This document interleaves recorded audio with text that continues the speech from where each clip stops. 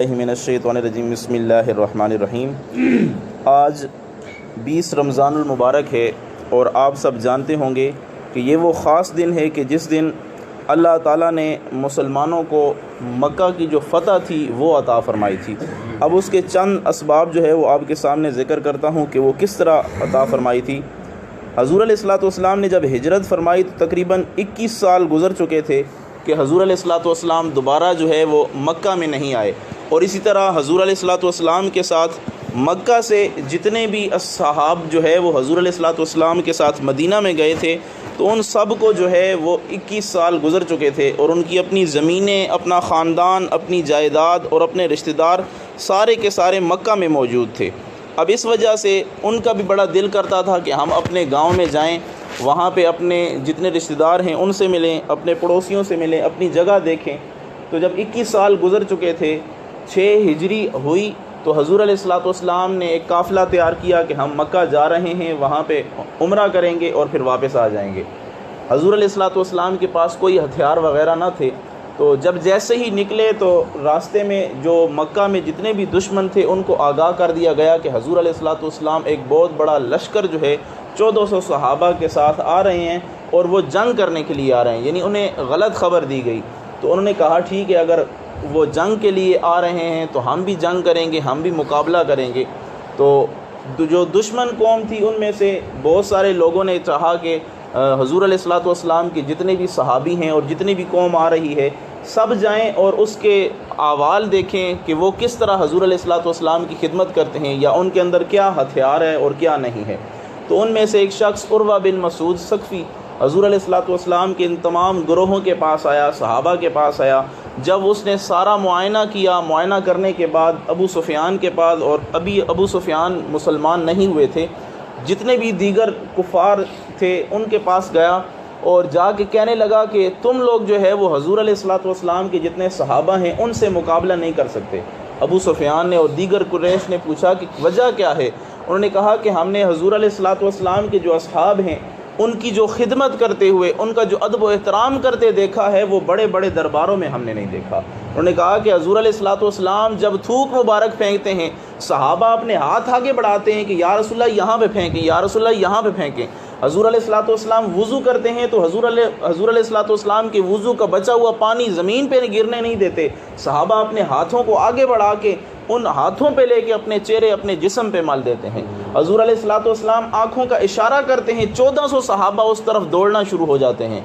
अब इन ऐसी कौम का तुम कैसे मुकाबला कर सकते हो? तो वो परेशान हो गए। हज़ूर अलैहिस्सलातु वस्सलाम जब हुदैबिया के मकाम पे पहुँचे तो वो सारे लोग जो है वो हज़ूर अलैहिस्सलातु वस्सलाम से एक सुलह करवाने के लिए आए कि हम जो है वो एक तहरीर लिखते हैं, एक मुआहदा लिखते हैं कि हम जंग वग़ैरह नहीं करेंगे, एक सुलह लिखते हैं।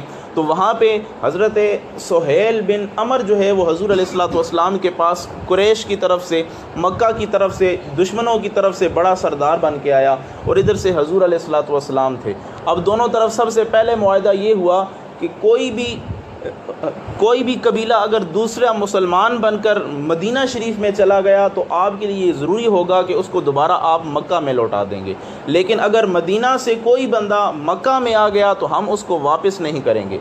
अब ये इतनी कड़ी शराइत थी कि सहाबा जो है वो बड़े गुस्से में आ गए, बड़े परेशान हुए। ये शर्त भी हज़ूर अलैहिस्सलातु वस्सलाम ने मंजूर कर ली। दूसरी शर्त ये थी कि अगर मक्का और मदीना के आपस में कबीलों में एक दूसरे की लड़ाई हो जाती है तो कोई आपस वाला कबीला जो है वो उनकी मदद नहीं करेगा। तो ये शर्त भी तय हो गई। अब तीसरी शर्त भी इसी तरह, और भी बहुत सारी शराइत थी जो सारी की सारी कबूल हो गई। अब एक और शर्त ये थी कि अगर कोई आदमी जब मुसलमान होगा मक्का से मदीना जाएगा तो आप उसे लौटा देंगे, लेकिन अगर कोई मदीना से काफिर होकर वापस मक्का में आ गया तो हम जो है वो उसे नहीं लौटाएंगे। अब इतनी बात करनी थी कि वहाँ पे सुहेल बिन अमर जो दुश्मनों का सरदार था, उसका बेटा अबू जंदल बिन अमर जो है उसने हाथों में हथकड़ियाँ लगाई हुई थी, पैरों में जो है वो बेड़ियाँ लगाई हुई थी और हज़ूर अलैहिस्सलातु वस्सलाम जहाँ पे मुआहदा कर रहे थे वहाँ पे पहुँच गया।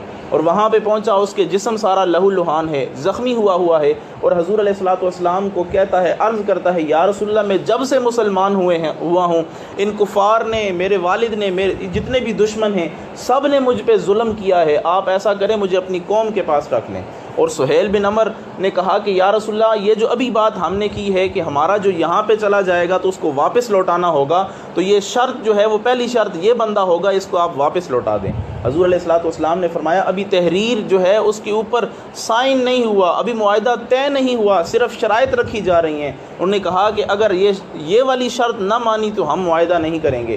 حضور علیہ الصلوۃ والسلام نے اسے کہا کہ یہ میں زبان دے چکا ہوں، تم واپس چلے جاؤ۔ اب وہ صحابہ کی طرف مخاطب ہوا اور کہنے لگا دیکھو میں نے طرح طرح کے ظلم برداشت کیے ہیں، کہیں ایسا نہ ہو جائے کہ میں مرتد ہو جاؤں، میں یہ زخم برداشت نہ کر سکوں، یہ مار جو ہے میں برداشت نہ کر سکوں، تم ایسا کرو مجھے اپنے پاس رکھ لو، مجھے واپس نہ جانے دو۔ صحابہ بڑے پریشان تھے، سروں کو جھکا لیے، یہاں تک کہ حضرت فاروق اعظم حضور کی بارگاہ میں آئے اور عرض کرنے لگے یا رسول اللہ آپ اللہ کے سچے نبی نہیں ہیں؟ حضور نے فرمایا کیوں نہیں؟ پھر فرمایا کہ کیا ہم حق پہ نہیں ہیں؟ حضور نے فرمایا کیوں نہیں؟ پھر فرمایا کہ کیا یہ دشمن نہ حق پر نہیں ہیں؟ حضور نے فرمایا کیوں نہیں، یہ بھی نہ حق پہ ہیں، میں بھی اللہ کا سچا نبی ہوں، ہم حق پہ ہیں۔ تو پھر حضرت فاروق اعظم نے عرض کی یا رسول اللہ پھر یہ کیا ہے؟ حضور علیہ الصلوۃ والسلام نے فرمایا اس کے ذریعے اللہ تعالی ہمیں فتح مبین عطا فرمائے گا۔ پھر حضور علیہ الصلوۃ والسلام کی وہ دور اندیشی دیکھیں، حضور علیہ الصلوۃ والسلام کی وہ عقل مندی دیکھیں۔ اور ایک صحابی حضرت ابی بن کعب فرماتے ہیں حضور علیہ الصلوۃ والسلام کو عقل کتنی دی گئی تھی، اگر پوری دنیا یہ صحرا بن جائے، اس میں سے صرف ایک ذرہ اٹھایا جائے، اس ایک ذرے کو اگر پوری دنیا میں تقسیم کیا جائے اور اس پوری دنیا میں انبیاء بھی سارے آ جائیں تو یہ ایک ذرہ پوری دنیا میں اللہ تعالیٰ نے عقل تقسیم فرمائی ہے، اور باقی جتنا صحرا بچ جاتا ہے یہ سارا کا سارا عقل جو ہے وہ حضور علیہ الصلوۃ والسلام کو عطا کیا گیا تھا۔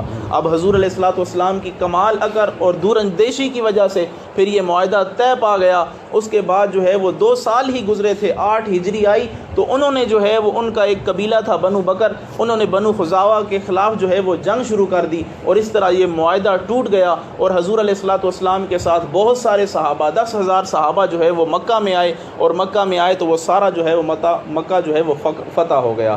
اب جب مکہ فتح ہوا تو وہاں پہ اس مکہ میں وہ لوگ بھی تھے جو دن رات حضور علیہ الصلوۃ والسلام کو ستاتے تھے۔ حضور جب نماز پڑھتے تو اوپر جو ہے وہ اوج رکھ دیتے تھے، اونٹ کا، گائے کا۔ اسی طرح حضور علیہ الصلوۃ والسلام کو وہ پتھر مارنے والے نوجوان بھی تھے کہ جن کی وجہ سے حضور علیہ الصلوۃ والسلام کے نالین مبارک خون سے بھر جاتے تھے، اور وہ بھی تھے کہ جنہوں نے حضرت حمزہ کو مارا تھا اور آپ کا کلیجہ جو ہے وہ چبایا تھا، اور وہ لوگ بھی اس میں موجود تھے کہ حضور علیہ الصلوۃ والسلام کی صاحبزادی حضرت زینب جن کو جو ہے وہ اونٹ سے یا گھوڑے سے گرایا گیا اور آپ کا حمل جو ہے وہ ساکت ہو گیا تھا۔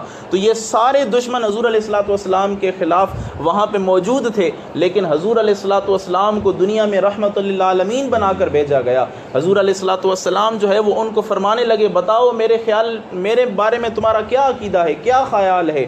تو انہوں نے کہا کہ یا رسول اللہ آپ کریم ہیں، اور اپنے کریم رب کے جو ہے وہ نبی ہیں، تو ہم یہی امید کرتے ہیں آپ ہمیں بخش دیں گے۔ تو حضور علیہ الصلوۃ والسلام نے فرمایا کہ تم آزاد ہو، میں تمہیں کچھ بھی نہیں کہتا۔ یہاں تک کہ حضور علیہ الصلوۃ والسلام نے اپنے چچا کے جو قاتل تھے حضرت ہندہ جو بعد میں مسلمان ہوئی ان کو بھی بخش دیا، بڑے بڑے کفار کو جو ہے وہ بخش دیا۔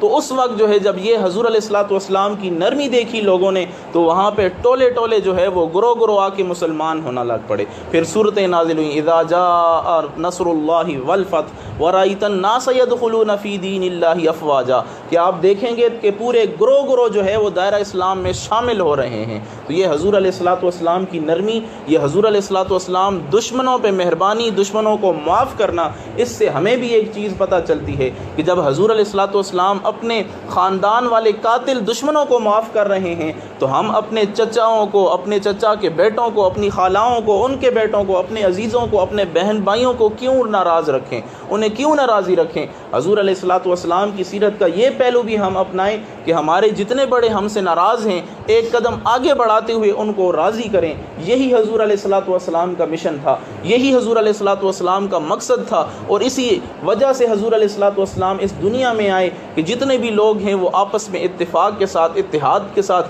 محبت کے ساتھ رہیں، امن کے ساتھ رہیں، شائستی کے ساتھ رہیں، آپس میں نفرت نہ پھیلائیں بلکہ آپس میں محبت کے ساتھ رہیں۔ تو ہمیں بھی چاہیے اپنے جتنے رشتہ دار ہم سے ناراض ہیں، جو کوئی بھی ناراض ہیں، ان سے ہم جو ہے وہ ان کو راضی کرنے کی کوشش کریں۔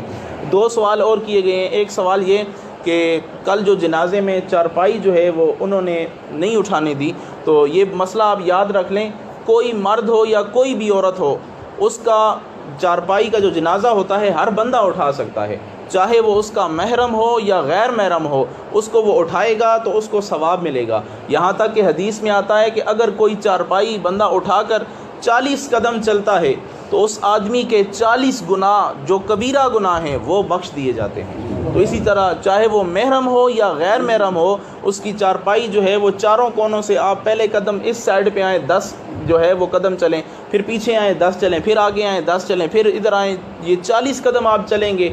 بے شک میت گنہگار ہے، لیکن آپ حضور علیہ الصلوۃ والسلام کی حدیث پر عمل کریں گے تو 40 کبیرہ گناہ معاف کر دیے جائیں گے۔ دوسرا سوال یہ تھا کہ نماز کے اندر پاؤں کیسے رکھیں؟